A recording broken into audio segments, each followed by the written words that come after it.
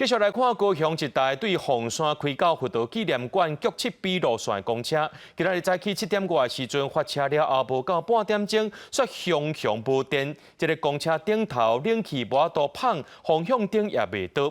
司机问过乘客意见了后呢，决定把这车窗拍开继续驶。事实上，这款的行为已经违法，会影响到大家生命危险，也依法会甲开罚单，而且扣留伊的牌照。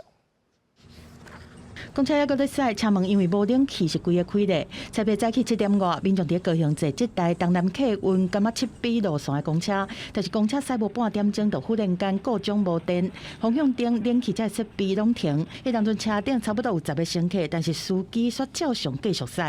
他们没有关，如果紧急刹车，如果人没有抓好，就会不小心跌倒。这还是要考虑到乘客的安全，不是说他想一意孤行就是要开的。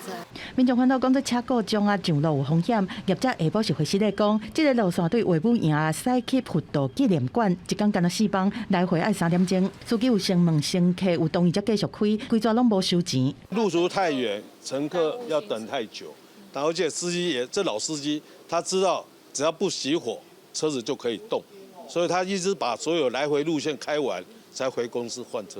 业者讲，各种的公车是使用已经11吨外，特别太晚的柴油车，经过检修，确认是电管保险丝小气，下晡已经修复。但是虽然司机是好意，驶各种的车上路已经违反道交条例。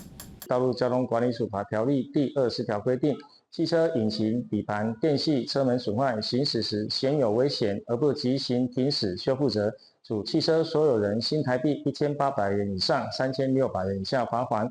除了罚钱，还会当扣牌照。交通局接到通报讲，各种的公车有照规定定期保养，早起应该是突发事件，会要求业者全面检修，嘛照规定处分，而且纳入服务评鉴的扣分，维护民众坐车的权益和其他过路人行车的安全。